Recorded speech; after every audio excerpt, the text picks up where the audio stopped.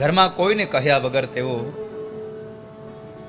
જંગલના માર્ગે ચાલે છે આત્મહત્યા કરવાના વિચારથી.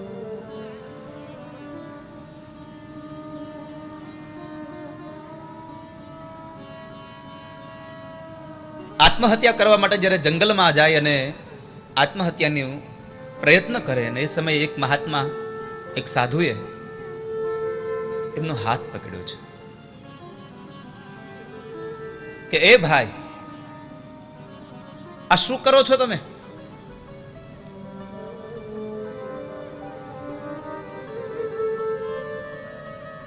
ભગવાને આપેલો આ મનુષ્ય અવતાર તમે આમનામ વેડફી નાખશો? इस दुनिया में आत्महत्या के समान, आत्महत्या के जैसा दूजा कोई पाप नहीं है.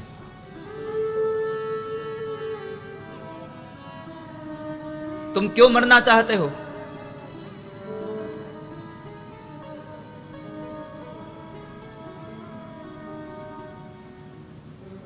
भगवान ने दिया हुआ ये अनमोल ये शरीर क्या हुआ? महाराज,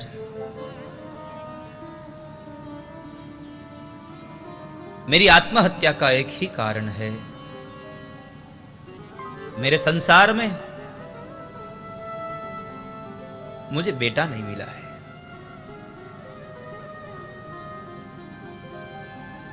महाराज ने बोल दिया, अरे आपके संसार में बेटा नहीं है वो तो भगवत की कृपा ही समझो तुम, परमात्मा की कृपा समझो तुम. क्यों? क्योंकि इस संसार में जिस पत्नी के वहां 4 लड़के हैं वो भी रो रहे हैं, और इस संसार में पति पत्नी को बच्चे नहीं है वो भी रो रहे हैं. અને આ દુનિયામાં એવું જ છે સાહેબ,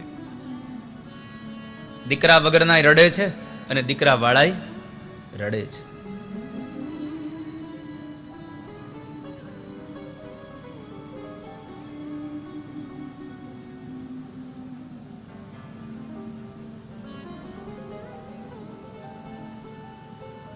તમારા ઘરે દીકરો નથી, ભગવાનની કૃપા છે.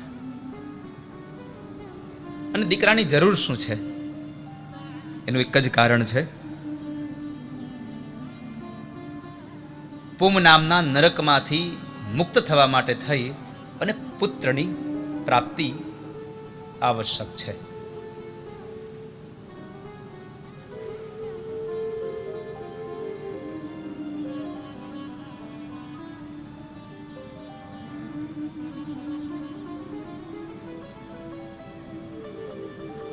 દીકરા વગરનું સુખ ક્યાં છે મહારાજ સંસારમાં? મહારાજે કહ્યું, આ સંસારમાં સુખ એક જ જગ્યાએ છે, સંન્યાસે સર્વથા સુખમ. આ દુનિયામાં સંસારમાંથી નહીં, સંન્યાસમાં જે સુખ છે એવું સુખ આ દુનિયામાં બીજે કશે જ નથી.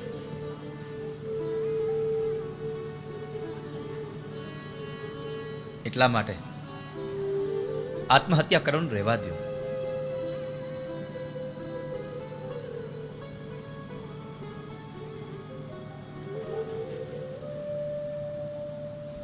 બહુ સમજાવ્યા આત્મદેવ બ્રાહ્મણને, પણ આત્મદેવ બ્રાહ્મણ ન સમજ્યા. મહારાજ કહે છે કે ભાઈ, આ દુનિયામાં સંપત્તિ, સંતતિ, આ બધું શું છે? નથી સંતતિ આપણી, નથી સંપત્તિ આપણી. આ તો બધા સ્વાર્થના સગા છે. જ્યાં સુધી સ્વાર્થ છે ત્યાં સુધી બધા જ પોતાનું મારું મારું કહેશે. જેવો સ્વાર્થ સમાપ્ત થયો પછી કોણ હું ને કોણ તું. આ સંસારની વાસનાને છોડો. વિવેકમ તુ સમાસાદ્ય ત્યજ સંસાર વાસન. વિવેકને ધરીને તું સંસારની વાસનાઓમાંથી મુક્ત થઈ જવાલા.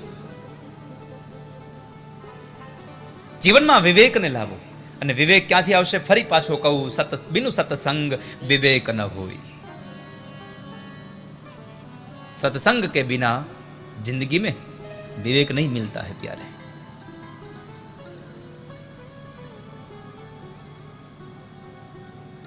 પણ એમણે ઉલટું મહારાજને કહ્યું કે મહારાજ તમે આપી શકતા હો તો મને સંતાન આપો, નહીં તો મને મરવા દો. મહારાજ કહે છે અમારી સામે મરવા કેમ દઈએ? બહુ સમજાવ્યો પણ કહે છે લાતો કે ભૂત બાતો સે નહીં માનતે. આને દીકરાના નામનું એક ભૂત વળી ગયું છે અને જ્યાં સુધી દીકરો એમને દુખી નહીં કરે ત્યાં સુધી આમને આ દીકરાના નામનું ભૂત એમના ઉપરથી ઉતરશે નહીં.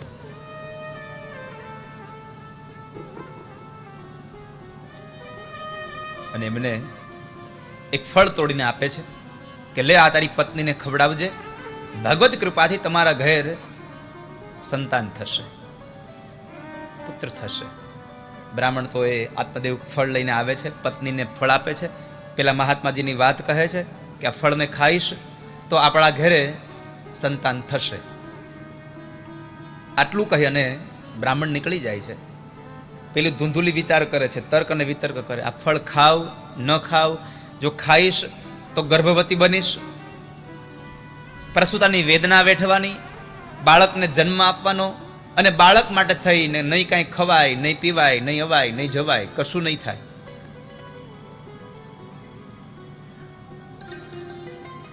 ફળ ખાવ ન ખાવ. અંતે એની બાજુમાં રહેલી એમની બાજુમાં બેઠેલી એમની બેન એમની સાથે નક્કી કર્યું. એમની બેનના ગર્ભમાં બાળક હતું. એમની બહેને કહ્યું કે આ બાળક હું તને આપી દઈશ, એના બદલામાં તું મને થોડીક સંપદા આપી દેજે, આપણા બેવનું કામ થઈ જશે. વાત નક્કી થઈ, પણ ફળનું શું કરવું? તો કહે છે ફળ આંગણામાં રહેલી ગાયને ખવડાવ. આંગણામાં રહેલી ગાયને ફળ ખવડાવ્યું. આ બાજુ ધૂંધુલીએ સ્વાંગ રેચો કે હું હવે ગર્ભવતી થઈ છું. પોતાના પતિને સમાચાર આપ્યા કે હું ગર્ભવતી થઈ છું. ધૂંધુલીએ પોતાના પતિને છેતરો છે. ધૂંધુલી એટલે ફરી વાર આપને કહું, બુદ્ધિ, અને આપણી જ બુદ્ધિ આપણા આત્માને છેતરે છે. કોઈ પણ કાર્ય કરવા બેસો ને ત્યારે બુદ્ધિ કહીને એવું કાર્ય ન કરવું, પણ અંદરથી આત્મા કહીને એ કાર્ય કરવામાં જિંદગીમાં તમારો કોઈ દી પછતાવાનો વારો નહીં આવવાના. તમારી બુદ્ધિને પૂછવા કરતા તમારા આત્માને પ્રશ્ન કરજો કે આ કર્મ કરું કે ન કરું.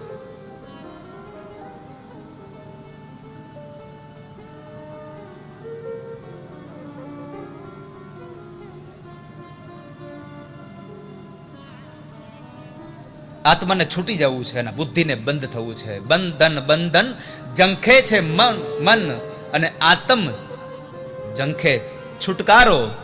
મને દહેશત છે કે આ બંનેના ઝઘડામાં ખૂટી ન જાય મારો જન્મારો.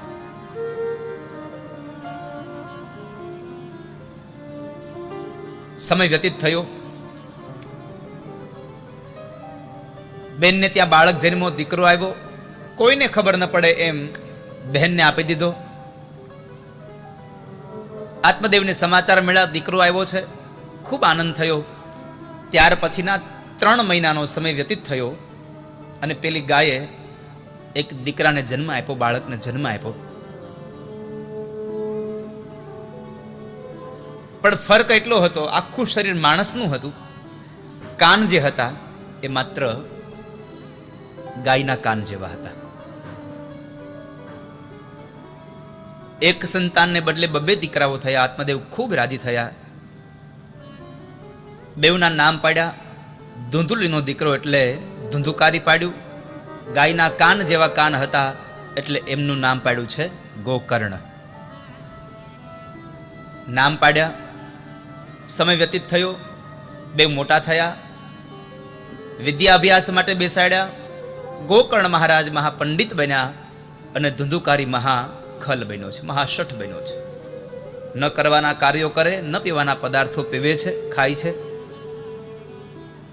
મા બાપ પાસેથી પૈસા લઈ જાય અને એ પૈસાનો સદુપયોગ ન કરે, દુર્માર્ગે વાપરે છે આ ધુંધુકારી. યાદ રાખજો અત્યારના યુવાનો, મા બાપની સંપદાને લઈ અને તમારી પાસે રાખેલો વિશ્વાસ મા બાપે, અને એ વિશ્વાસને લઈને તમને આપેલી જે સંપદા છે, જે પૈસો છે, જે ધન છે, એ ધનને તમે જો સારા માર્ગે નહીં વાપરો તો યાદ રાખજો, તમારામાં અને ધુંધુકારીમાં જરાય ફેર નથી.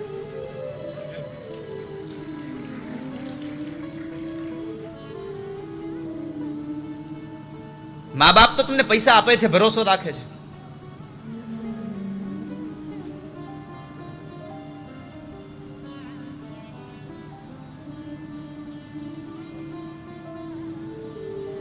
મહાશઠ બન્યો, મા બાપ પાસે પૈસા માગે, ન ખાવાના પદાર્થો ખાય, ન પીવાના પદાર્થો પીવે. એમાં એક વખત માં ધુંધુલીએ પૈસાની ના પાડી, ધન આપવાની ના પાડી. પિતાશ્રી પાસે જઈ અને આત્મદેવને કહ્યું, મને ધન આપો. આત્મદેવને ખબર હતી કે આ ન કરવાના કામો કરે છે, એટલે ધન આપવાની ના પાડીને એ જ સમયે ધુંધુકારીએ પોતાના પિતાશ્રીની છાતીમાં એક લાત મારી અને ધરતી પર પછાડ્યો. જ્યારે દીકરાનું પાટું વાગ્યું ને ત્યારે પેલા મહાત્માજીના શબ્દો યાદ આવ્યા કે દીકરા વાળાય રડે છે અને દીકરા વગરનાય રડે છે.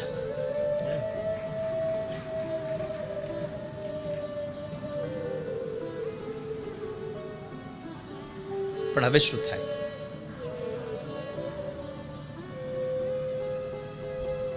હવે શું કરવું?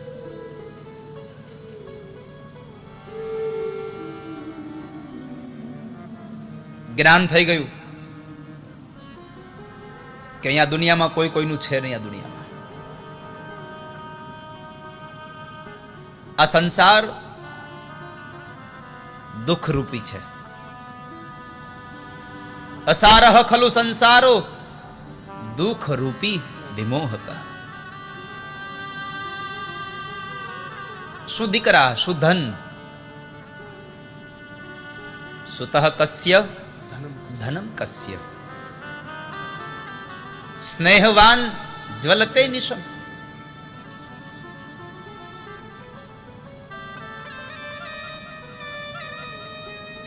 જે દીકરાને એટલો પાલન પોષણ કરીને મોટો કર્યો, એ જ દીકરાએ બાપને લાત મારી છે.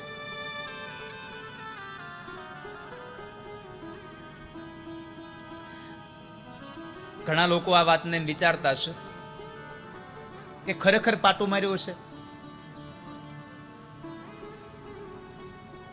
યાદ રાખજો, લાત મારવાનો અર્થ એ છે મા બાપની વાતો ન માનવી. એ પણ મા બાપને લાત માર્યા સમાન જ છે.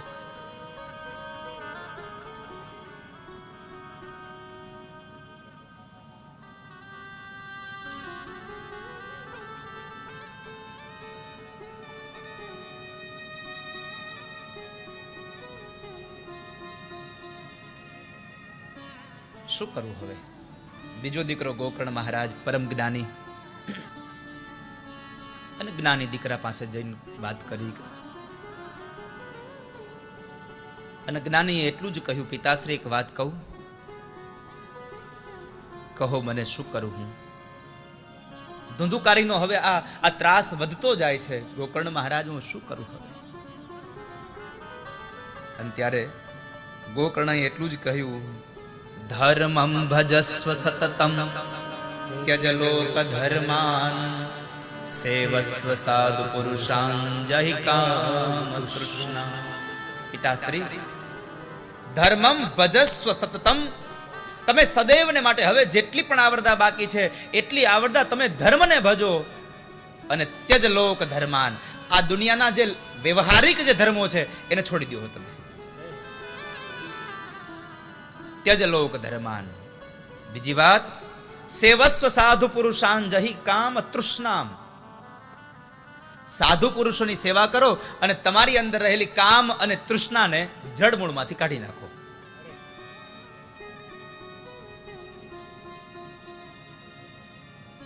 અને સૌથી વાત કહું પિતાશ્રી, સંસારમાં સુખી થવું હોય તો આ બધાને પણ કહું છું, જો સંસારમાં સુખી થવું હોય તો આ એક નાનું વાક્ય મારું યાદ રાખજો. ભાગવતજીનું આ વાક્ય છે. અને ભગવાન ગોકર્ણ મહારાજે પોતાના પિતાશ્રી આત્મદેવને કહ્યું, ગોકર્ણ ગીતામાં બોલ્યા છે ભગવાન, સંસારમાં સુખી થવા માટે એક જ વાક્ય છે. શું કરવાનું? અન્યસ્ય દોષ ગુણ ચિંતન માશુ મુક્ત્વા. બસ આટલું જ. અન્યસ્ય દોષ ગુણ ચિંતન માશુ મુક્ત્વા. બીજાના દોષ જોવાનું ચિંતન બંધ કરી દો એટલે સંસારમાં તમને કોઈ દુખી નહીં કરી શકે વાલા. પણ આપણે દુખી એટલા માટે થઈએ છીએ, બીજાના દુર્ગુણો જોવા બેસીએ અને આપણે આપણા જ ગુણ જોઈએ. જોવા છે તો આપણા દુર્ગુણ જુઓ અને સમાજના સદગુણો, દુર્ગુણોને નહીં, સમાજના સદગુણો જુઓ. આપણા દુર્ગુણ જુઓ. પણ આપણી દ્રષ્ટિ ઊંધી છે. સમાજના દુર્ગુણ જોવા અને આપણે પોતાની અંદર સદગુણોને જોવા. આવું ન કરશો. એટલે કહ્યું અન્યસ્ય દોષ ગુણ ચિંતન માશુ મુક્ત્વા. અને છેલ્લી વાત, સેવા કથા રસમહો નિતરા પિબત્વમ. સેવા અને કથાનો રસ નિત્ય પાન કરો. તમે પિતાશ્રી હવે પરમાત્માને ભજો, હરિને ભજો. તમે ગોકર્ણ મહારાજની વાતને લઈ અને ધુંધુકારી ના ત્રાસથી આત્મદેવ બ્રાહ્મણને છે. પણ એક વાત અહીંયા બહુ સુંદર ગોકર્ણ મહારાજે કરી. પિતાશ્રી, આ બધા દુઃખો છે ને માણસના કર્મોના કરીને અંતરાઈને પામેલા દુઃખો છે. અને સાચી વાત કહું પિતાશ્રી, આ સંસારમાં કર્મ તો પરમાત્માને નથી છોડતું, તો આપણને શું છોડવાનું છે? એટલે કર્મની અંદર ધ્યાન રાખજો. અને મેં એક વાક્યને હંમેશા કહ્યું છે, આ દુનિયામાં ભગવાનથી પણ ડરવાની જરૂર નથી.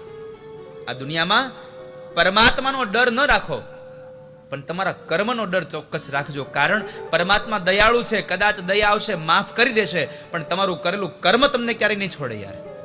આ વાતને ખાસ યાદ રાખજો.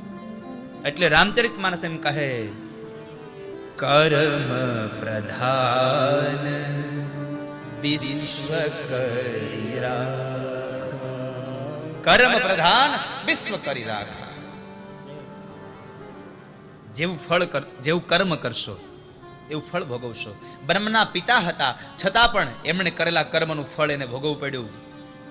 રામના પિતા દશરથને એનું ફળ મળ્યું. ભલે બ્રહ્મનો બાપ છે, ફળ તો મળે જ વાલા. કર્મ પ્રધાન વિશ્વ કરી રાખા. માટે કર્મથી ચેતજો વાલા. 500 ગાયોના ટોળાની અંદર એક ગાયનું વાછડું આમથી દોડતું આવે અને એ 500 ગાયોના ટોળામાંથી એ વાછડું એની માને શોધી લે છે. એમ આપણા આ સંસારની અંદર કરેલું કોઈ પણ કર્મ ગમે ત્યાં તમે છુપાઈ જાઓ, પણ આપણું કરેલું કર્મ આપણને ગમે ત્યાંથી ગોતી કાઢશે અને એનું ફળ આપણને આપશે, એમાં ચોક્કસપણે છે સાહેબ.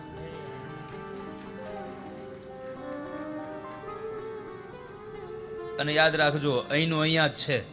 આ તો આપણે બધા એમ કહીએ છીએ કે હવે બીજી વખત ઉપર જઈને, અહીંનું અહીંયા જ છે.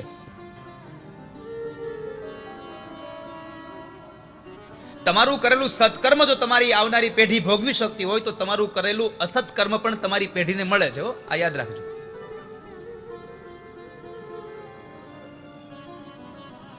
માટે કોઈનું ખરાબ ન કરીએ, કોઈનું અહિત ન કરીએ.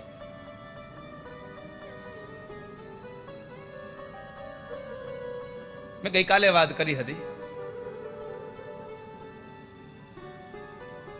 કે આ દુનિયામાં હવે એવા લોકો રહ્યા છે, ઉદરમ ભરીનો જીવા વરાકા કુટભાષીના. પોતાના પેટ ભરવા માટે લોકો રહ્યા છે. પૈસા માટે ગમે તેને મૂંડી નાખો, મૂડી માટે પણ પૈસો લઈ આવો, મૂડી લઈ આવો, ગમે તેને મૂંડી નાખો. પણ યાદ રાખજો, તમારા હકનો પૈસો નહીં હોય તો તમને નિરાતે નિંદર નહીં આવવા દે, નિરાતે ચેન નહીં આવવા દે. અને ભગવાનને એટલી જ પ્રાર્થના કરજો કે પરમાત્મા, નીતિનું ભલે અમારા ઘરમાં ઓછું આવે પણ અનીતિનું એક ફદીઓ પણ ન આવે ને એવી બુદ્ધિ અમને આપજો, જેથી કરીને અમે અમારો પરિવાર સુખ શાંતિથી રહી શકીએ. બાકી તમે એમ માનો છો પૈસાથી સુખી થવાય છે? ના, પૈસાવાળાને નીંદર નથી આવતી. એસી વાળા આમ 3 એસી નાખ્યા હોય, આખું મકાન સેન્ટ્રલ એસી વાળું હોય, તોય રાતે ઊંઘની ટીકડીઓ લેવી પડે છે. શું કામ? એને પોતાના કર્મના વિચારો માણસને નીંદર નથી આવવા દેતા. કોઈનું અનિતિનું લઈ ન લેશો. બાકી ઝૂંપડામાં આ 45 ડિગ્રીમાં હૂતો હોય તો આપણે જાય તેને ઉઠાડવો પડે, એટલે ઉઠતો ખરો. કારણ પૈસા કરતા એની નીતિ સાચી છે, એટલા માટે એ સૂઈ શકે છે.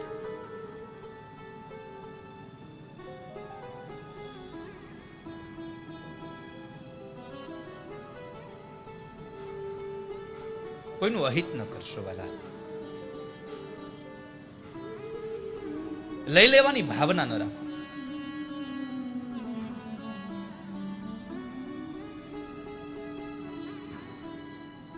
અને આપણી કહેવત છે કે છાણ ઉપાડો ને એટલે ચપટી ધૂળ સાથે આવે ને આવે જ. એમ અનિતિનું ઘરમાં આવે ને એ નીતિનું હોતે થોડુંક ઢવડીને લઈ જાય. એટલે અનિતિનું ઘરમાં ન આવે. ભલે દૂધને રોટલો ખાઈને હુઈ જવું પડે, પણ અનિતિનું ઘરમાં ન લઈ આવતા. બાકી મોટા બંગલા બનાવશો તો તમને એમાં નીંદર નહીં આવે. અનિતિનું ઘરમાં આવ્યું, નીંદર ગઈ.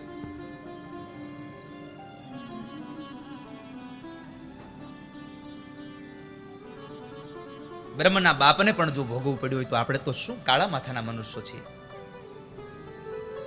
ગોકળ મહારાજની વાતને સાંભળી અને આત્મદેવ બ્રાહ્મણ ગંગાના કિનારે ચાલ્યા જાય છે ભગવાનના ભજન માટે. આ બાજુ ધુંધુકારી પોતાની માતા ધુંધુલીને વધારે દુઃખ દેવા લાગ્યો. એટલે માં ધુંધુલીએ પણ પોતાના પતિની પાછળ જંગલના માર્ગે નીકળી ગઈ. અંધારા કુવાની અંદર પડે છે, મોતને ઘાટ ઉતરી ગઈ. મા બાપ મૃત્યુ પામ્યા, હવે કોઈ કહેવા વાળું રહ્યું નહીં. એટલે ધુંધુકારીને મળેલી સ્વતંત્રતા સ્વચ્છંદતામાં બદલાઈ ગઈ. પોતાના મનમાં આવે એમ કર્યા કરે.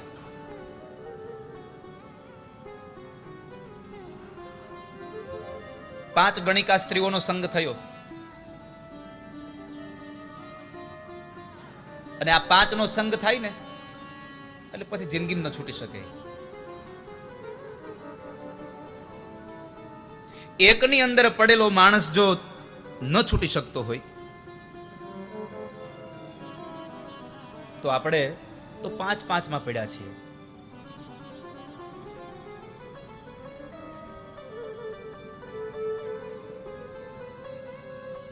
જળમાં રહેલી માછલી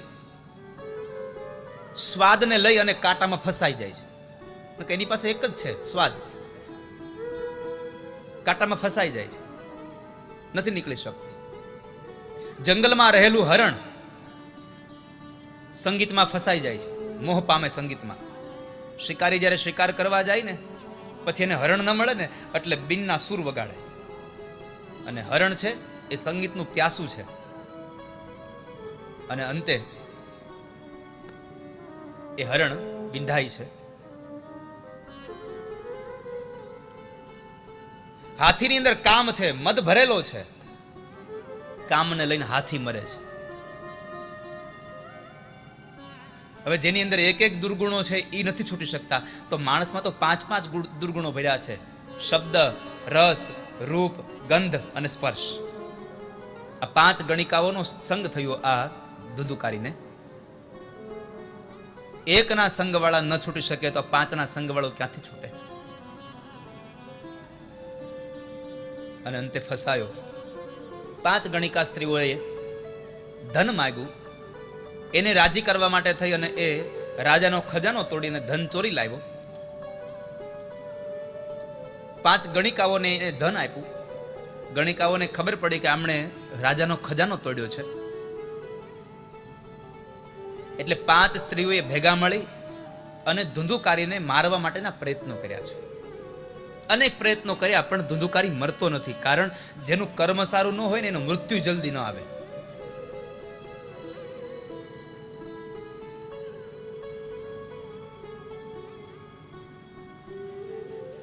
આપણે ખૂણામાં ખાટલો ઢાળીને પડ્યા હોઈએ અને આખો દી કહીએ, હે ભગવાન હવે લઈ લ્યો, હવે લઈ લ્યો, એમ ભગવાન આવે નહીં.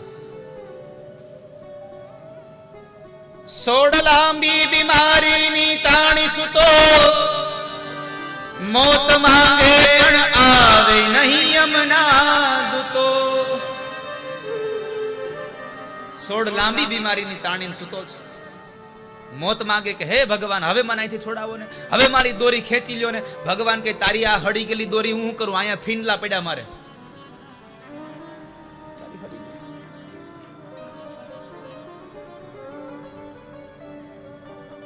ભગવાન એટલું કહે છે, કર્યા કર્મોના લેખા લેવાય, તારી આવરદારો જો ઓછી થાય. અહીંયા તો કરેલા કર્મોના બદલા લેવાય છે. એટલે કહું છું અહીંનું અહીંયા જ છે. વૃદ્ધાવસ્થામાં ભોગવીને જવું પડશે. મોત માંગશો તો મોત નહીં આવે. માટે ચેતી જાજો નર, હજી પણ સમય છે. જાગ્યા ત્યાંથી સવાર. અને તમને બધાને તો કેટલો મોટું ઉદાહરણ છે. જેટલા માથે જાવાળ, કેટલા કુકર્મ કર્યા આ કચ્છની ધરતીમાં. એક જગ્યા ના છોડી માણસે, એક જગ્યા ના છોડી. દીકરીઓને લૂંટી, કુંવારી જાનુને લૂંટી લીધી. ન કરવાના કર્મો કર્યા, પણ શું થયું? પોતાનું પાપ જ્યારે એને પોતે ગાઈ લીધું અને એક સતીનો સંગ થયો,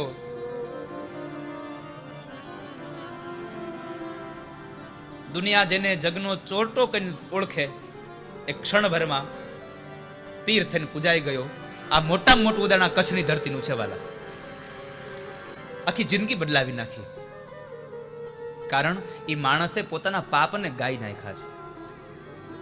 એને સ્વીકાર લીધું કે મારાથી થઈ ગઈ છે, પણ સ્વીકારવાની હિંમત તો જોઈએ ને માણસમાં. અને આપણે તો સ્વીકારવાની તાકાત જ નથી. સ્વીકારીએ તો પણ એવું સ્વીકારીએ ના આવું તો હોય જ નહીં.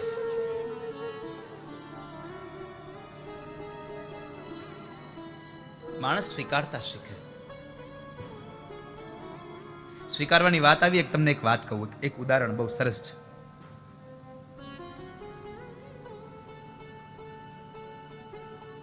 એકવાર એક ગામડામાંથી દાદા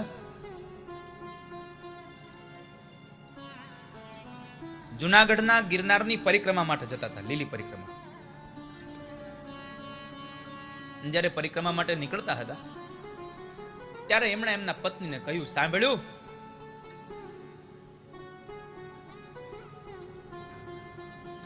મારે પરિક્રમાએ જવું છે, થોડું કંઈક ભાતું બનાવી દો ને. યાદ રાખજો, મારે ખાલી માત્ર એટલું જ કહેવું છે, માણસ સ્વીકારતા શીખે તો પણ ઘણું છે.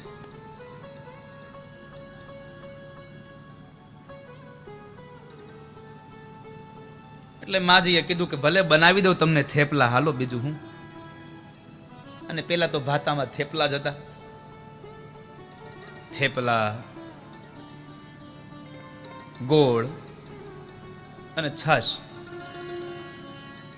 અને થેપલું જેમ વાસી થાય એમ મીઠું થાય, જેમ વાસી થાય મીઠું થાય. ઘણા લોકો એમ કે થેપલાને અમે એમ કેટલા ખાધા, પણ એ તમે થેપલું વાસી હતું એમ મીઠું થાય એવું ન હોય. તમને ભૂખ ઉઘડી હોય તો બરાબર, અને ભૂખ ઉઘડે તો તમને કોરો રોટલો એમ મીઠો લાગે. બાકી તમને 32 ભાતના પકવાન આપે તો તમે કહો આમાં ક્યાં કાંઈ સારું છે. માણસને ભૂખ તો જાગવી જોઈએ. તો દાદાને બરાબર થેપલા બનાવવાની વાત થઈ એટલે દાદીમાએ થેપલા બનાવ્યા. ઘઉંનો લોટ લીધો, સફેદ લોટ, નાખ્યું હળદર અને ચટણી નાખી લાલ, અને લાલ ચટણી નાખી અને એનો કલર બનાવ્યો લાલ. એવા લાલ બનાવ્યા અને તેલમાં એવા તળ્યા. દાદાને ભાતું બાંધીને દીધું ને દાદા ગયા. હવે પરિક્રમામાં તો કેટલા લોકો આવે. એમાં બરાબર દાદા એક જગ્યાએ બપોરના સમય બરાબર એ પોતે ભોજન માટે બેઠા અને થેપલા ખોલ્યા. દાદા એક થેપલું ખાય ત્યાં બરાબર આમ લોકો આમ બાજુમાંથી નીકળતા હોય, એમાં એક યુરોપિયન સ્ત્રી નીકળી. હવે આખી લાલ ચટક, પોતે એટલી રૂપાળી. એટલે એમણે આ દાદા સામું જોયું કે આ દાદા કંઈક ખાય છે ને એને કંઈક ભૂખ લાગી હતી, આમ એટલે આમ જોતી હતી આ શું કરે છે દાદા. હવે દાદા બિચારા અભણ,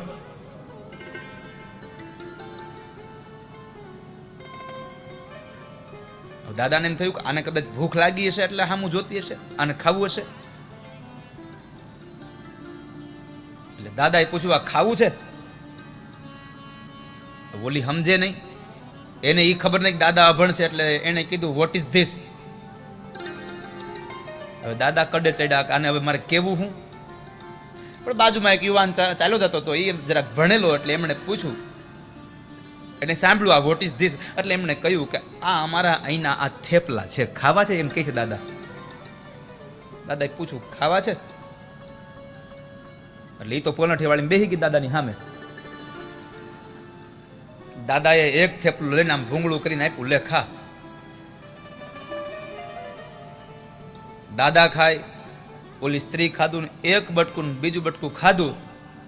એક તો યુરોપથી આવી હતી, એટલી ગોરી, એટલી લાલ હતી, એમાંય આ દાદાનું તીખું થેપલું ખાધું, વધારે લાલ થઈ. ચામડીનો રંગ બદલી ગયો, એટલું જ નહીં, આંખમાંથી આહુડાની ધારું થાય. દાદાએ પ્રશ્ન કર્યો કે કેમ બાપા તમને થેપલા ન ભાવ્યા? આ મારા થેપલા હારા નથી? કારણ કે મોઢું બગડી જાય ને. એટલે દાદાએ પ્રશ્ન કર્યો, મારા થેપલા સારા નથી લાગ્યા? આ ન લાગ્યા સારા? દાદાનું વાક્ય બરાબર હતું કે આ થેપલા સારા ન લાગ્યા, પણ પેલી સ્ત્રીએ જે ભાવના આપી છે ને એ મૂળ આપણે પકડવા જેવો છે. અને ત્યારે પેલી સ્ત્રી એમ કહ્યું કે દાદા થેપલા બહુ સારા છે, પણ આ થેપલા મારા લાયક નથી, આ થેપલા તમારા લાયક છે, કારણ તમે તીખું ખાઈ શકો છો, હું તીખું નથી ખાઈ શકતી. આ સ્વીકારવાની ભાવના જ્યારે આવશે ને ત્યારે સુખી થવાશે. પણ આપણને કોઈ કાંઈ કહે એટલે આપણે તો એ કે આ ક્યાં હારા થેપલા છે, આવા તીખા થેપલા હોય? પણ આપણી રુચિ છે કે આપણે તીખું નથી ખાઈ શકતા. જે ખાય છે એને તો ખાવા દો.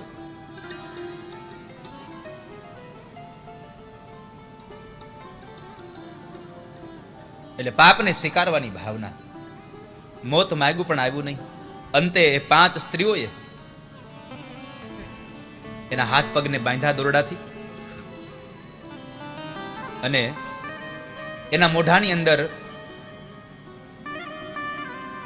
ધગધગતા અંગારાઓ નાખ્યા અને એને મોતને ઘાટ ઉતાર્યો. ધુંધુકારી મૃત્યુ પામ્યો, પણ પ્રેત બન્યો છે.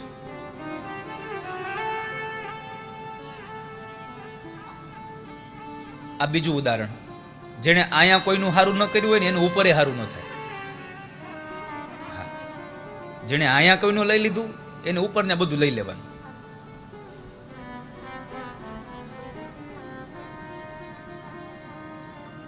પ્રેત બન્યો, અને પ્રેતવનીમાં બહુ દુઃખ થાય છે, યાતના થાય છે.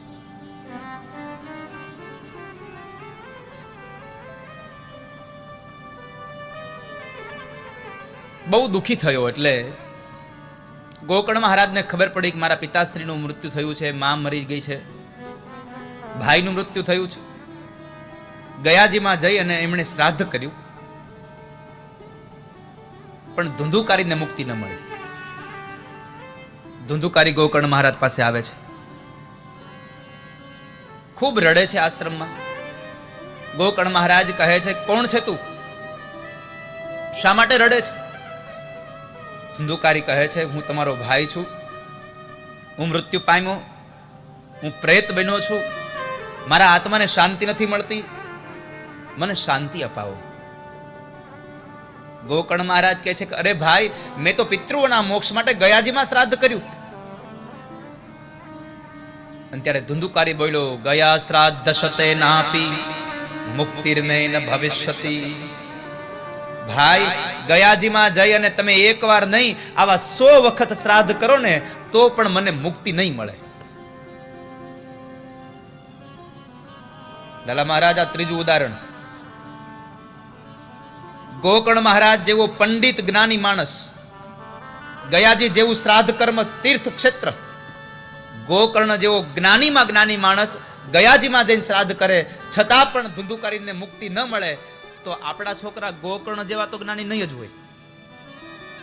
એટલે તમને એમ હોય કે આપણા દીકરાઓ આપણી પાછળ કર્મકાંડ કરાવી નાખે, ક્રિયાકર્મ કરાવી નાખે, આપણને મુક્તિ મળી જશે, એ મુક્તિ નહીં મળે. એટલે પાપ કરવામાં પાછું વાળું જોજો. અને જ્યારે પાપ કરીએ ને ત્યારે બહુ સારું લાગે, ત્યારે બહુ આનંદ આવે. પણ જ્યારે પછી એનું ભરણું કરવા, બેંકમાં પૈસા ઉપાડવા જાવ ત્યારે તમને બહુ સારા લાગે, પણ પછી લોન ભરવા ટાણે હપ્તો આવે ને તે મજા આવે. ત્યારે ખબર પડે કે આ માળું હાળ ન લીધી હોત તો સારું હતું.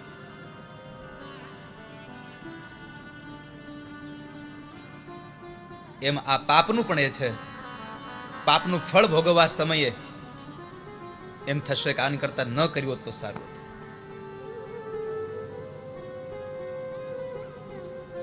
આ ન કર્યું તો સારું હતું. ગોકર્ણ મહારાજ કહે છે તને મુક્તિ કેમ મળે એ મને ખબર નથી, પણ હું તમને પ્રાર્થના કરું છું, મને છોડાવો, હવે મારાથી નથી રહેવાતું આમાં, મને છોડાવો.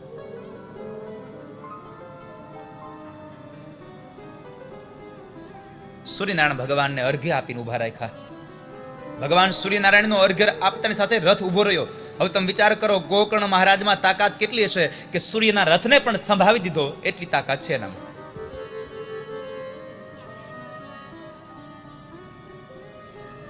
એને પ્રશ્ન કર્યો, ગયાજીમાં શ્રાદ્ધ કરવાથી જેને મુક્તિ ન મળે એને મુક્તિનું સાધન કયું? અને ભગવાન સૂર્યનારાયણે કહ્યું એક જ સાધન છે, શ્રીમદ ભાગવતાન મુક્તિ સપ્તાહમ વાચનમ કુરુ. એના માટે એક જ વાત છે, જેને ગયાજીમાં શ્રાદ્ધ કરવાથી મુક્તિ ન મળે એની પાછળ તમે ભાગવતની કથા બેસાડો, એને મુક્તિ મળે મળે ને મળે, એમાં સંશય નથી વાલા. પણ મારું મંતવ્ય જરાક અલગ છે, મારી પાઘડી અલગ છે. આપણે એમ કહેતા હોઈએ છે કે પિતૃઓના મોક્ષાર્થે ભાગવતની કથા. હું એમ કહું છું, જેના પિતૃઓને ભગવાનનું ધામ મળ્યું હોય એના ઘરે ભગવાન ઠાકોરજી પધારે, એના ઘરે આ ભાગવત આવે. બીજું વાત મારે આપને એ કહેવી છે કે મરી ગયાની પાછળ જો કથા બેસાડે ને મરેલાને જો મુક્તિ મળી જતી હોય તો તમે એટલું વિચારજો, જીવતા તમે કથામાં બેઠા છો, તમને મુક્તિ કેમ ન મળે?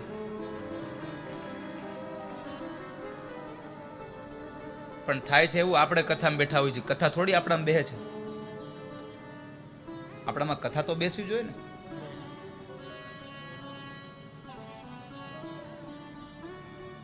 આપણે 3 કલાક કથામાં બેઠા છીએ,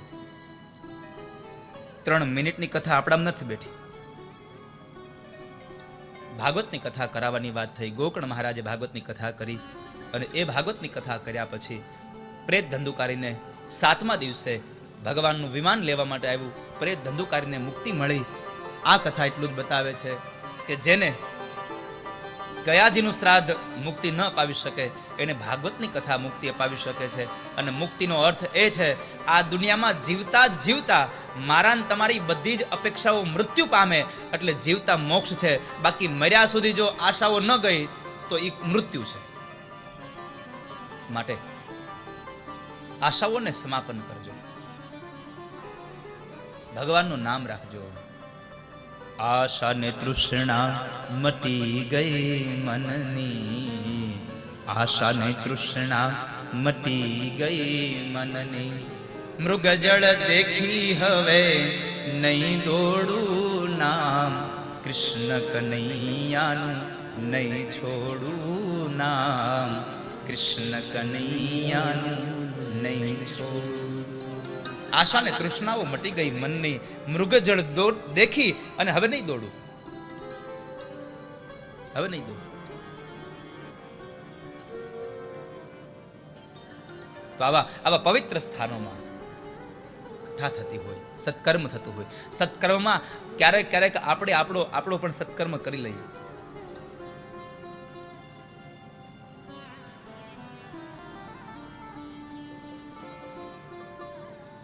ધુંધુકારીને મોક્ષ મેળવ્યો એ કથા બતાવી. ત્યારબાદ વક્તા અને શ્રોતાના ગુણધર્મોની વાત.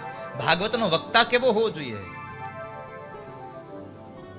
તો લખ્યું છે, વિરક્તો વૈષ્ણવ વિપ્રો, વેદ શાસ્ત્ર વિશુદ્ધિકૃત, દ્રષ્ટાંત કુશલો ધીરો, વક્તા કાર્યોતિ નિસ્પૃહ. ભાગવતનો વક્તા વિરક્ત હોવો જોઈએ, ભાગવતનો વક્તા વૈષ્ણવ હોવો જોઈએ. વૈષ્ણવ એટલે મેં વ્યાખ્યા બતાવી છે અનેક વાર, એટલે આજ ફરી પાછી નહીં કહું અહીંયા. વૈષ્ણવ એટલે ભગવાનની ભક્તિ કરે, ઠાકોરજીના પૂજા કરે, હવેલીએ જાય, કપાળમાં તિલક કરે, આને જ વૈષ્ણવ કેવો એવું જરૂરી નથી. એ સંપ્રદાયનો વૈષ્ણવ થયો. અહીંયા કહ્યું છે સંપ્રદાયના વૈષ્ણવની વાત નથી, સ્વભાવના વૈષ્ણવની વાત છે. અહીંયા બીજાનું સારું કરે અને છતાં પણ મનમાં અભિમાન ન રાખે, એને આ દુનિયાનો વૈષ્ણવ કહેવાય. બીજાને પરમાત્માનું ભજન કરતા શીખડાવે, ભજન કરતો કરાવે, એને આ દુનિયાનો વૈષ્ણવ કહેવાય. તુજ સંગમાં કોઈ વૈષ્ણવ થયો તો તું સાચો વૈષ્ણવ જાણ રે. તારા સંગમાં જો વૈષ્ણવ થયો હોય તો એને સાચો વૈષ્ણવ કહેવાય. તો પહેલી વાત વિરક્ત, બીજી વાત વૈષ્ણવ, ત્રીજી વાત ભાગવત કથાનો વક્તા બ્રાહ્મણ હોવો જોઈએ, વિપ્ર. વિરક્તો વૈષ્ણવો વિપ્રો, અને એ પણ બ્રાહ્મણ કેવો? વેદ શાસ્ત્ર વિશુદ્ધિકૃત. વેદ અને શાસ્ત્રને ભણેલો, દ્રષ્ટાંત કુશળ હોવો જોઈએ. કે એક કથા કદાચ તમને ન સમજાય તો એ કથાને સમજાવવા માટે દ્રષ્ટાંત આપીને તમને કથા સમજાવી શકે, આવો ભાગવતનો વક્તા હોવો જોઈએ. અને છેલ્લી વાત બતાવી, ભાગવતનો વક્તા નિસ્પૃહી હોવો જોઈએ.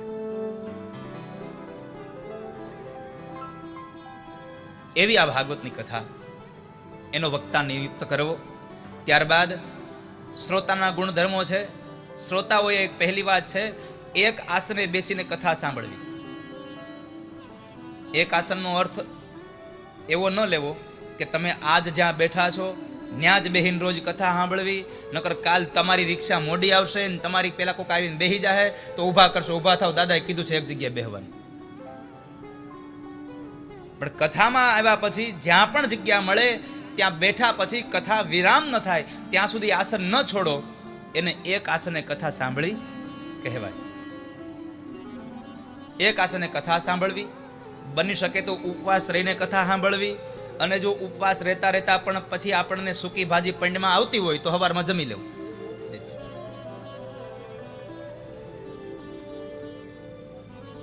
સવારે અજીતથી યારે વાત કરતો તો મને કે અમારે લાલા મહારાજ કે અમારે ઉપવાસ આપ્યા છે લાલા મહારાજે. મેં કીધું પણ ઉપવાસ કરો, મને વાંધો નથી, પણ તમને એમ થાય કે હવે આ જલ્દી ઉપવાસ છૂટે અને કંઈક ખાઈએ તો જમી લેજો. ભાગવતની અંદર લખ્યું છે, હા મહાત્મ્યમાં લખ્યું છે કે તમારો ઉપવાસ ભગવાનની ભક્તિમાં જો બાધક બનતો હોય તો તમારે ઉપવાસ ન કરવો, જમી લેવું અને જમ્યા પછી ભગવાનની ભક્તિ કરવી. અને બીજી પ્રાર્થના એ કરું છું, તમે ઉપવાસ ન કરો તો કાંઈ નહીં, ઉપાસના કરજો, ભગવાનની ઉપાસના કરજો. તો ઉપવાસ રહીને ભગવાનની કથા સાંભળવી, અપ્પાહ કરવો,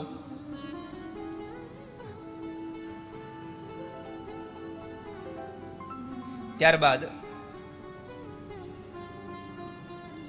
કામ, ક્રોધ, લોભ, મદ, મોહ અને મત્સરનો ત્યાગ કરવો. ભગવદ કાર્યમાં લોભને છોડવું સૌથી મોટી વાત છે. પરમાત્માના કાર્યમાં લોભ ન કરશો. અને લોભ કરે એટલે લોભીનું ધન પછી જિંદગીમાં લોભ ન કરશો. ભલા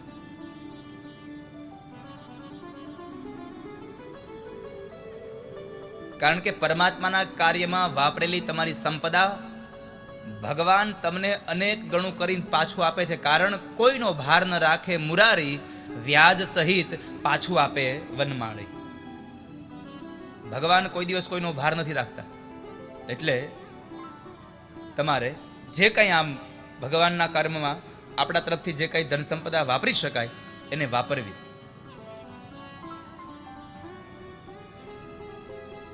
ત્યાર પછીનો નિયમ છે, વક્તા આવે એની પહેલા આવીને શ્રોતાઓએ બેસી જવું અને વક્તા વ્યાસપીઠ છોડે પછી આપણે આપણું આસન છોડવું. જય બોલાય એટલે ઊભું થઈને ભાગવા ન માંડવું. છેલ્લે સાંજે જય બોલાવ્યા નથી ને એને કાંઈ ઊભા થયા નથી કે નહીં ને મને રિક્ષા નહીં મળે તો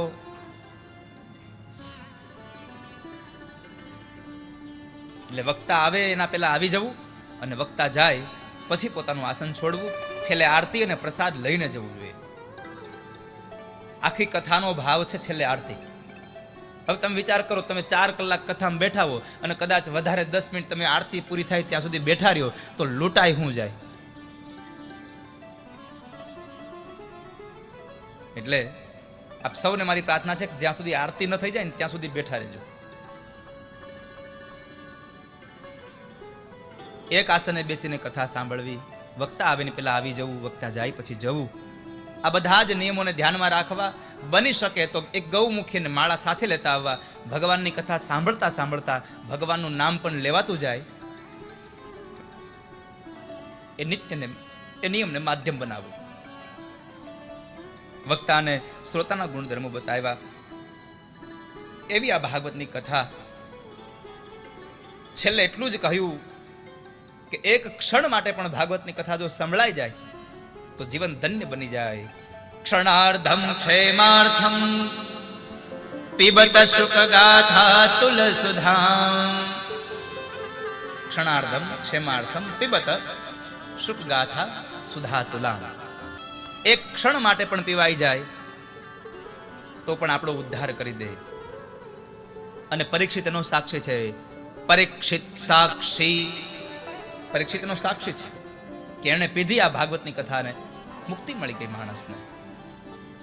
તો એવું આ રસ પ્રવાહ સંસ્થેન શ્રી શુકે નેરિતા કથા કંઠે સંબંધ્યતે તેન સવૈકુંઠ પ્રભુર ભવે.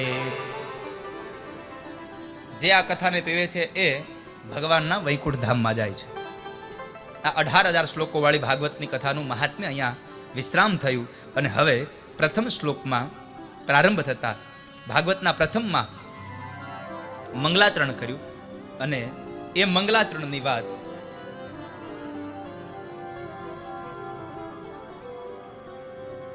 ભાગવતનો પ્રથમ સ્કંદ અને ભગવાન વેદવ્યાસનું મંગલાચરણ. જીવનમાં મંગલાચરણ હંમેશા કરો. મમ પાપમ ગલતી ઇતિ મંગલમ. મારા પાપોને જગાડી નાખે છે એ મંગલ છે, એ મંગલાચરણ. નિત્ય મંગલાચરણ કરો, નિત્ય ભગવાનની પૂજા કરો. વધારે કઈ ના આવડે તો કઈ નહીં, પણ પરમાત્મા પાસે જઈને 2 હાથ જોડી અને 2-5 નામ તો ભગવાન ના આવડે એ તો લઈએ.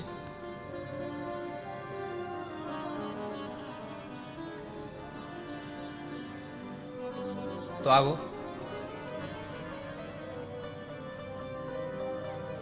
અહીંયા આગળ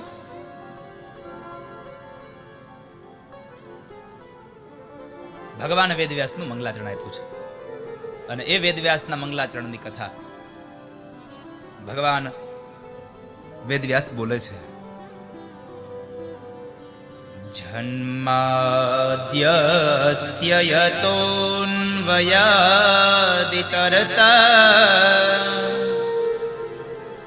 ચાર્થેષ્વભીગ્યઃ સ્વરાટ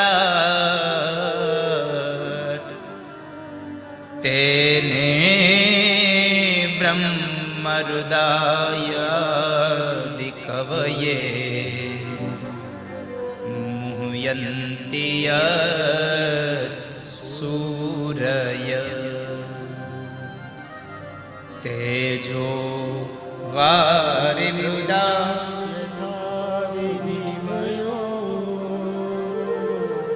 યત્ર ત્રિસર્ગો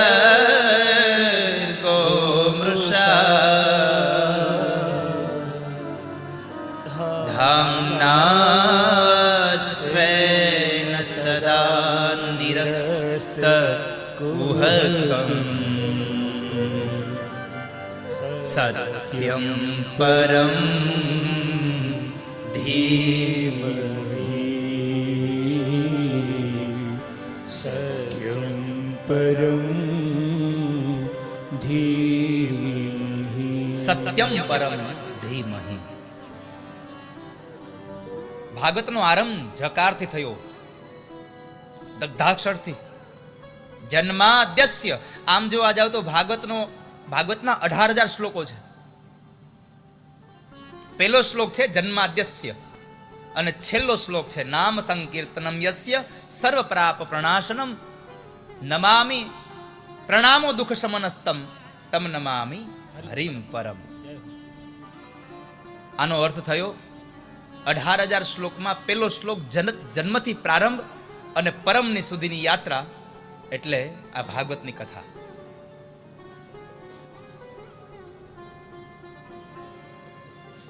પ્રણામો દુઃખ શમનસ્તમ નમામિ હરિમ પરમ. પરમ સુધી લઈ જાય છે આ મને તમને જન્મથી, એવી આ ભાગવતની કથા. જન્મ આદિ જેના ઘણા જ હેતુઓ છે.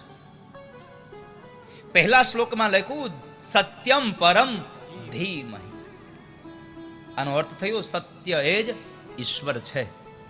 સત્યની ઉપાસના કરો, સત્યની આરાધના કરો. તમે સત્યને તમે તમારી સાથે રાખો અને જિંદગીમાં તમારી સાથે સત્ય હશે તો તમારે પછતાવું નહીં પડે, ક્યારે દુઃખી નહીં થવું પડે.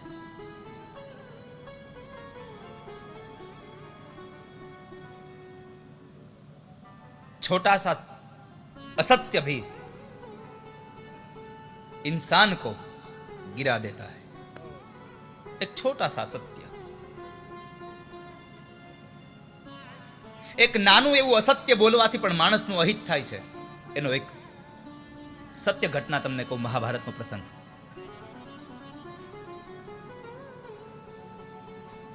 નાના એવા અસત્યથી પણ પુણ્ય નષ્ટ થઈ જાય છે. મહાભારતમાં લખ્યું છે કે જ્યારે મહાભારતનું યુદ્ધ થતું હતું અને એ યુદ્ધમાં ગુરુ દ્રોણ જ્યારે હવે સુકાન સંભાળ્યું છે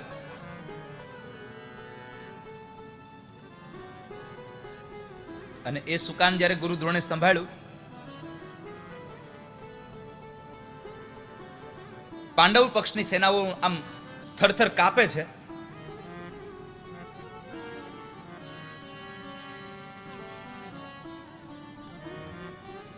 એમાં ભગવાન કૃષ્ણના કહેવા મુજબ ભીમસેને પોતાની ગદાને લઈ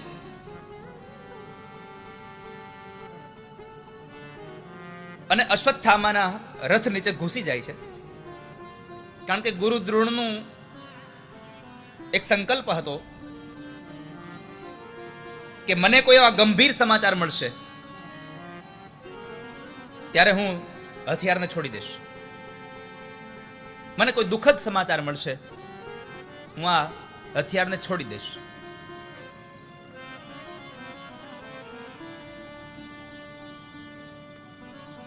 યુદ્ધની અંદર ભીમસેન અશ્વત્થામાના રથ નીચે જઈ અને પોતાની ગદાના પ્રહારને કરીને અશ્વત્થામાનો રથ ક્યાંય દૂર સુધી ફેંકી દે છે. અને એ જ સમયે એક અશ્વત્થામા નામનો હાથી ત્યાં નીકળે છે. ભીમસેને અશ્વત્થામા નામના હાથીને મારી નાખ્યો અને લોકો જોર જોરથી બોલે છે અશ્વત્થામા મરાયો, અશ્વત્થામા મરાયો, અશ્વત્થામા મરાયો, અશ્વત્થામા હણાયો.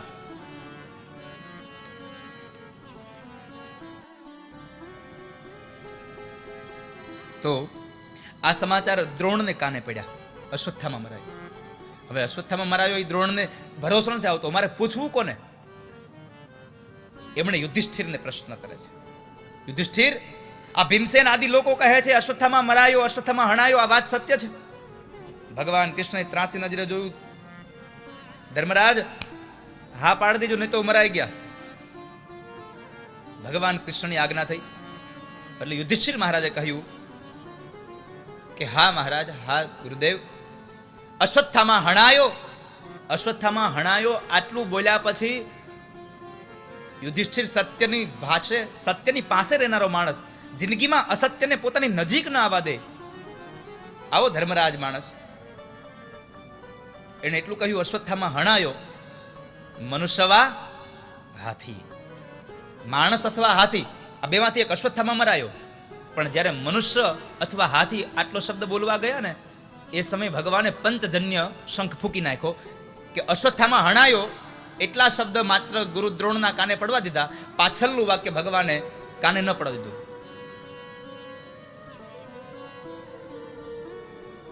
કેટલું અસત્ય બોલ્યા હતા ખાલી.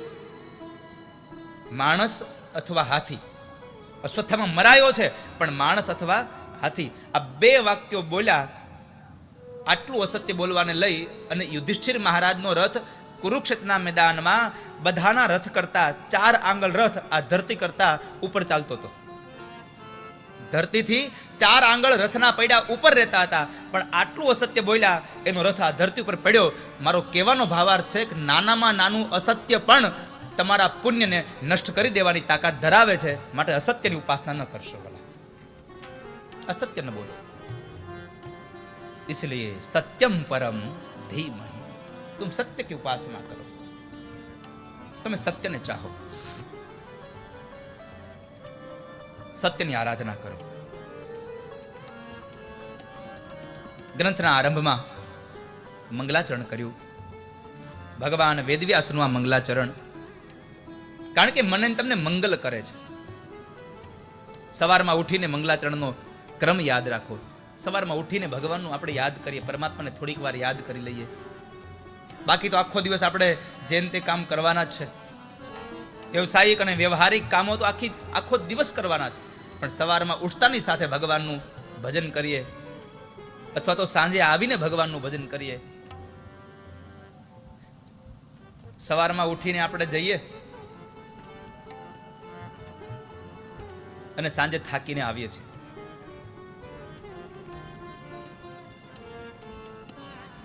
આખો દિવસ આપણે બહાર રહ્યા હોઈએ, આપ સૌને મારો પ્રશ્ન છે, આખો દિવસ બહાર રહ્યા હોઈએ અને સાંજે ઘરે આવીએ, સાચું કીધું પેલું કામ શું કરીએ? પેલું કામ શું કરીએ આપણે બહારથી આવીને? હલો,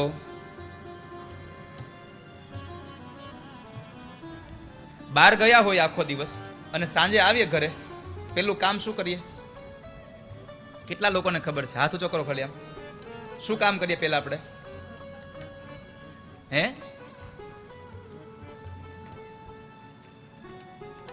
આવતાની વેત પેલા ઘરમાં જઈએ અને ઘરમાં જઈ અને સીધો જ મોબાઈલની ચાર્જિંગનું પિન ગોતીએ. મારા મોબાઈલની બેટરી ડિસ્ચાર્જ થઈ ગઈ છે. તમારા 5 ઇંચનો મોબાઈલ જો હાંજ પડે ડિસ્ચાર્જ થતો હોય તો આ 5 ફૂટનો મોબાઈલ આખો દી કામ કરીને ડિસ્ચાર્જ ન થાય. એટલા માટે એને પણ પરમાત્માના નામના ચાર્જિંગથી ચાર્જ કરી લેજો વાલા. ભગવાનના નામથી ચાર્જિંગ કરજો, આનંદ આવશે. હરિનામથી ચાર્જિંગ કરજો. ભગવાને જન્મ આદિ ઘણા જ હેતુઓ રાખી આ ધરતીને બનાવી. જન્માદ્યસ્ય યતોન્વયાદિતરત ચાર્થેષ્વભિજ્ઞ સ્વરાટ. આખી દુનિયાને બનાવી પરમાત્માના 3 કાર્યો છે: ઉત્પત્તિ, સ્થિતિ અને લય.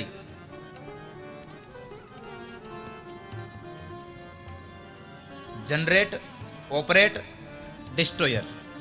એટલે તો પરમાત્માને ગોડ કીધો છે. GOD, God.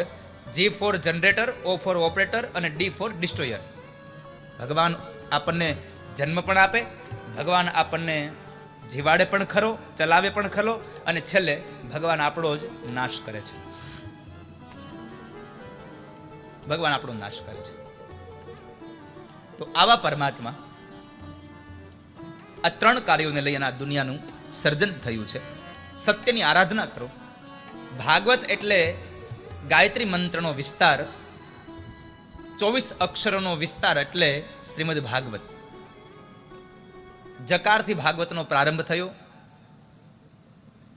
દગ્ધાક્ષરથી ભાગવતનો પ્રારંભ થયો, જન્મથી ભાગવતનો પ્રારંભ થયો. અને આપણને જન્મ મળ્યો જ છે તો એક જ કાર્ય કરીએ, આ જન્મની અંદર પરમાત્માના નામનો રસ પીએ, હરિનામનો રસ પીએ. કારણ કે રસ પીવો છે તો પરમાત્માના નામનો રસ પીવો. આ ભાગવત એક કલ્પવૃક્ષને લાગેલું પરિપક્વ ફળ છે અને એને આપણે પાન કરીએ, એને પીએ. જો રસ પીવો હોય તો પરમાત્માના નામનો રસ પીવાય. બાકી બધા રસો તમને ક્ષણિક સુખ આપશે, પણ પરમાત્માના નામનો રસ તમને અંત સમય સુધી સુખની અનુભૂતિ કરાવશે.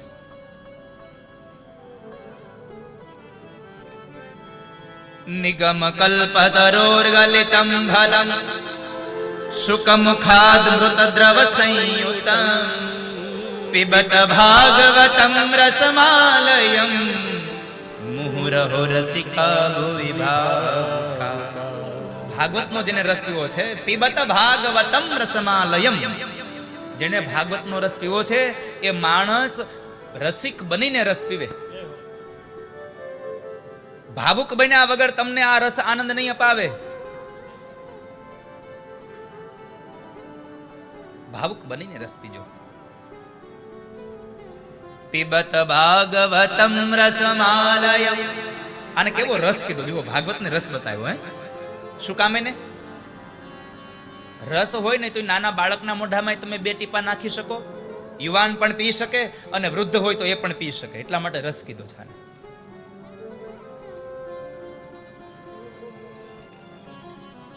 પિબત ભાગવતમ રસમાલયમ. પણ કેવી રીતે પીવાનો?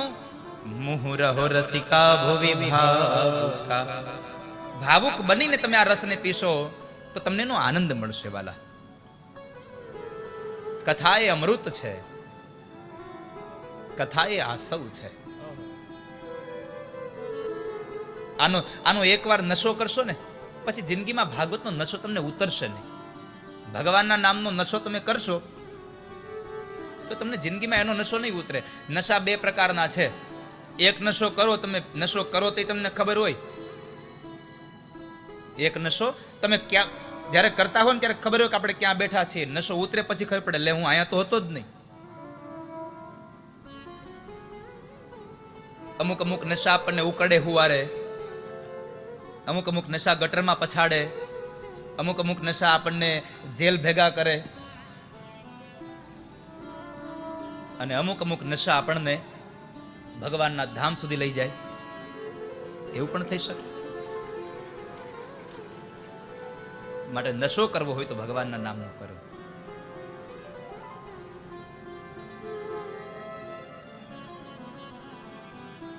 પરમાત્માના નામનો રસ પીજો.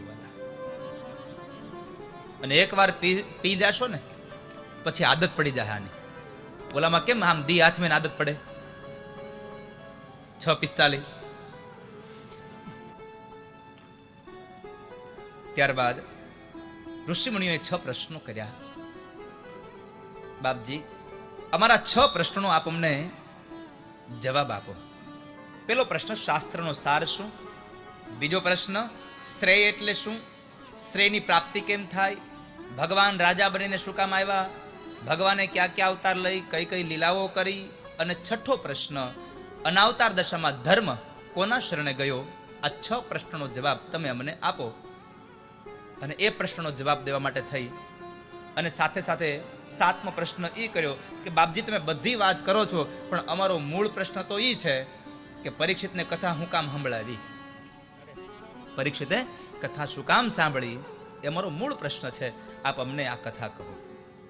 અને એ કથાને કહેવા માટે સુત નામના મહાપુરાણીએ મંગલાચરણ કર્યું. ભાગવત કથાનો આરંભ કરે અને આરંભની અંદર મંગલાચરણમાં લખ્યું, નારાયણમ નમસ્કૃત્ય નરમ ચૈવ નરોત્તમં દેવીમ સરસ્વતીમ વ્યાસં તતો જયમુદીરયે. ભગવાન નારાયણને વંદન કર્યા, માં સરસ્વતીને વંદન કર્યા, ભગવાન કૃષ્ણને વંદન કર્યા, વ્યાસને વંદન કર્યા અને પોતાની કથાનો આરંભ કર્યો. અને એ કથાને આરંભ કરતા 24 પરમાત્માના જે અવતારો થયા, 24 અવતારોની કથા સુત નામના મહાપુરાણીએ સુખદેવજી અહીંયા શૌનક આદિ ઋષિઓને કથા કરી. ત્યારબાદ કહ્યું કે વ્યાસ એ ભગવદ અવતાર છે. વ્યાસ એ ભગવદ અવતાર છે. અને હું તમને જે ભાગવત કથા કહેવા જઈ રહ્યો છું એ કથા મહર્ષિ વેદવ્યાસે ભાગવતની કથા લખી છે. શૌનકે પ્રશ્ન કર્યો, બાપજી, વ્યાસજીએ ભાગવત લખ્યું પણ ભાગવત લખવાની પ્રેરણા કોણે કરી? એમને આવો સારો વિચાર આપ્યો કોણે એમને? આજની સવા આપણી, હું ગઈકાલે રાત્રે હું મારા ઉતારે બેઠો હતો ને ત્યારે હું અદિત્યરે વાત કરતો હતો. આ તમારા સંબંધને અનુરૂપ આ કથા. માણસને કોઈ સદ વિચાર આપે તો ખરો ને. માણસ કામ કરવા માટે તૈયાર છે પણ સદવિચાર આપે કોણ? ત્યારે અજીતસિંહને કુલદીપે વિચાર આપ્યો કે આપણે ભાગવત કથા કરવી છે અને આ ભાગવત કથામાં જોડાવાનો એમને વિચાર આવ્યો. મારો કહેવાનો મૂળ ભાવાર્થ છે કે કોઈક આપણા વિચારોને પ્રેરે. આ યુવાનોએ આટલું મોટું સરસ ભાગવત કથાનું આયોજન કર્યું તો તમને એમ થયું કે હાલો આપણે કથા સાંભળવા જઈએ. નકરા ગ્રાઉન્ડ તો એમને ખાલી પડ્યું જ છે. કોઈ દી બેહવા આવ્યા તમે? સાવ ખાલી હોય છે. ક્યારેક ક્યારેક આવજો બેહવા, ગ્રાઉન્ડ ને ખોટું ન લાગે.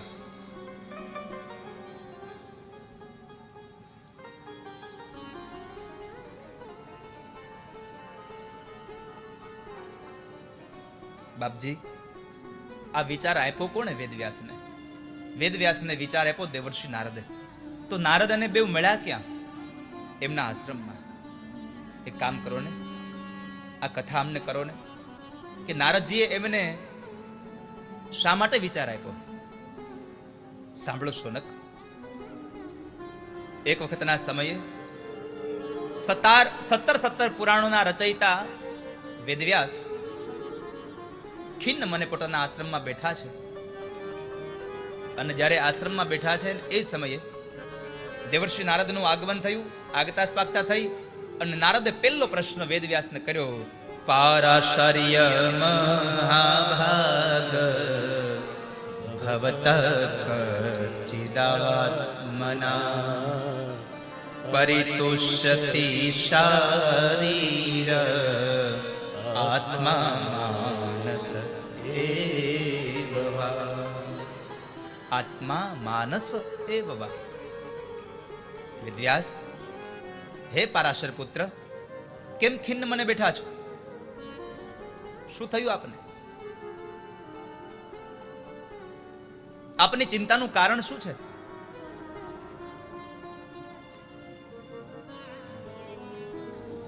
વેદવ્યાસ કહે છે, દેવર્ષિ, મેં 17 પુરાણોને લખ્યા, પણ મારા 17 પુરાણોએ મને, મારા આત્માને, મારા મનને શાંતિ ન મળી.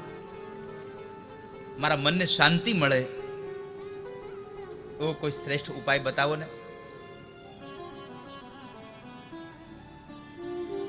મારા મનને શાંતિ મળે એવો કોઈ શ્રેષ્ઠ ઉપાય બતાવો.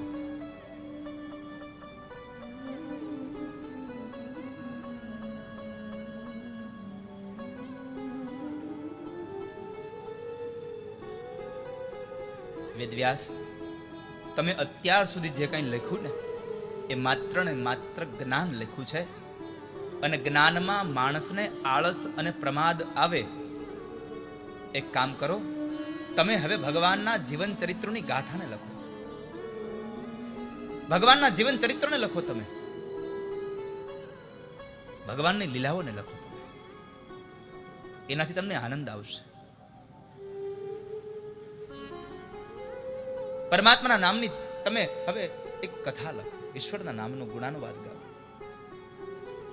ટૂંકમાં કહું તમને વેદવ્યાસ, તમે હવે ભાગવતને ભાખો. તમે ભાગવતને ભાખો. હવે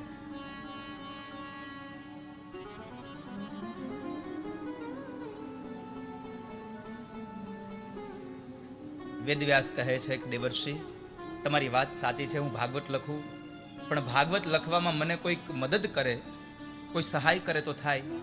કારણ કે મારાથી બે કામ એક સાથે નહીં થાય. કાં તો હું બોલી શકું અને કાં તો હું લખી શકું. જો લખવા જાઉં તો મને આવેલા સારા વિચારો ભૂલાઈ જાય, અને જો હું વિચારોને યાદ રાખવા જાઉં તો લખવું કેમ? મને કોઈક લખવા વાળું કોઈક મળી જાય તો હું ભાગવતની કથા લખું. ભગવાન ગણપતિ વેદવ્યાસને સહયોગ થયા, એને લખવા માટે તૈયાર થયા. જૈમિન ઋષિ સંસ્કૃતની ઋચાઓ અને વ્યાકરણને તપાસવા માટે બેઠા છે. દેવર્ષિ નારદે ચતુશ્લોકી ભાગવત વ્યાસજીને આપ્યું, અને એ વ્યાસજીએ 4 શ્લોકોમાંથી 18,000 શ્લોકો કર્યા. 12 સ્કંદ, 335 અધ્યાય, 18,000 શ્લોક અને 1,500 લક્ષ અક્ષરવાળું શ્રીમદ ભાગવત ગ્રંથનું એમણે નિર્માણ કર્યું છે. 4 શ્લોકોમાંથી 18,000 શ્લોકો બનાવ્યા, એટલે એનું નામ પડ્યું છે વ્યાસ. તો આ 4 શ્લોકો વાળું વ્યાસજીએ લખેલું 18,000 શ્લોકોનું આ ભાગવતની રચના થઈ. અને ભાગવત શું કરે છે? આ 7 દિવસની કથા સાંભળશો શું થશે? આ ભાગવત શું છે? આખું ભાગવત સાંભળવું હોય તો 7 દિવસ જોઈએ, પણ ભાગવતને સમજી જવું હોય છે શોર્ટ એન્ડ સ્વીટમાં, તો એકમાત્ર કહેવું પડે ભાગવતનો આંબો. અને ભાગવતનો આંબો 2 પંક્તિઓ ગાઉં તમારી સાથે. જેની પાસે કથા કીર્તનની બુક છે એ લોકો ખોલો, એમાં ભાગવત રૂપી આંબો આપ્યો છે. અને મારી આપ સૌને પ્રાર્થના છે, જેટલા લોકો પાસે મારી કથા કીર્તનની બુક છે ને, એ લોકો જ્યારે પણ અહીં કથામાં આવો ને ત્યારે સાથે લઈને આવજો. અહીંયાથી જે પણ પદો ગવડાવીશ ને એ મેં એમાં આપવાના પ્રયત્નો કર્યા છે. એટલે તમે સાથે ગાશો ને તો તમને 2 કામ થશે. અહીંયા હારે ગાવાની મજા આવશે અને તમારે રાગે મળી જશે. નકર ઘરે જઈને બીજા રાગમાં ઉપાડશો, આખું પોસ્ટમોર્ટમ કરશો.